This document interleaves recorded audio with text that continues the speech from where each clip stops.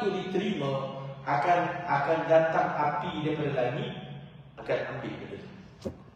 Sebab itu dia tahu yang mana diterima, yang mana tak diterima. Daripada Qabil tak diterima, daripada Habil diterima. Jadi bila si Qabil ni korban dia tak diterima, dia jealous, dia iri hati, dan dia telah ancam untuk bunuh adik dia. Ada seorang ulama dia ulas. Ulama ni kata satu perkataan yang sangat perlu kita bagi perhatian. Dengki dan iri hati bukan hanya berlaku kerana perbezaan dari segi harta, jawatan, pangkat, kuasa.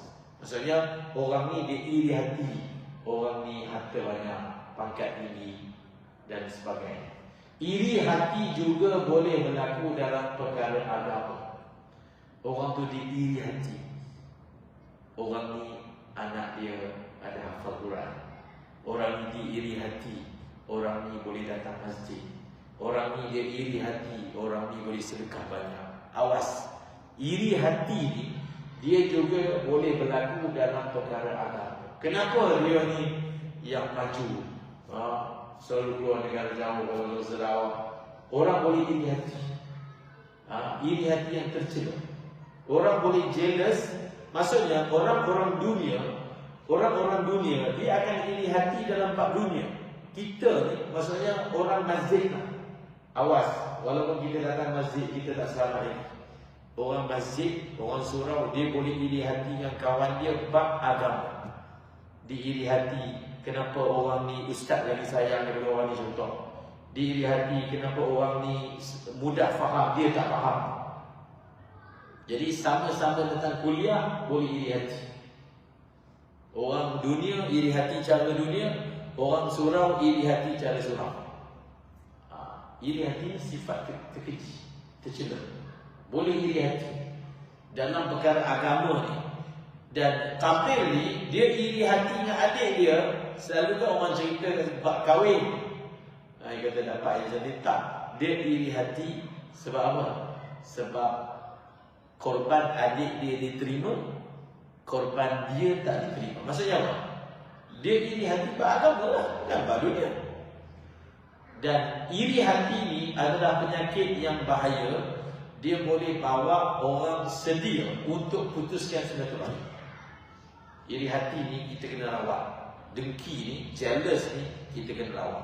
Dia punya bahaya dia, orang boleh bersedia dengan sebab iri hati dan jealous ni untuk putuskan silaturahmi dengan adik-adik dia. Sebab jealous ni,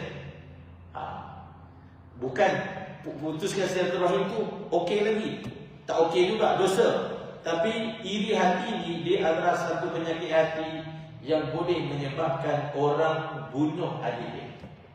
Bunuh, bahaya. Jealous ni dia punya penyakit, kalau tak dirawat, dia boleh bawa kepada orang bunuh orang lain. Bunuh. Dan banyak berlaku kat luar.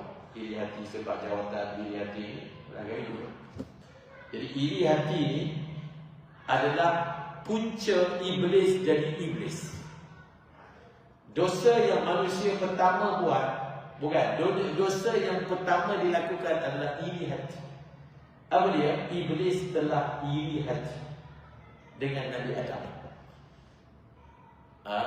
Dia jealous. Kenapa ni? Kira waktu tu Nabi Adam ni macam junior. Nabi Adam junior. Iblis ni dah sembahyang, ibadat dah 1000 tahun. Tiba-tiba datang budak junior ni, bos suruh hormat dia. Banyak cantik. Macam itulah. Kalau kita nak bayang, Nabi Adam ni kira junior.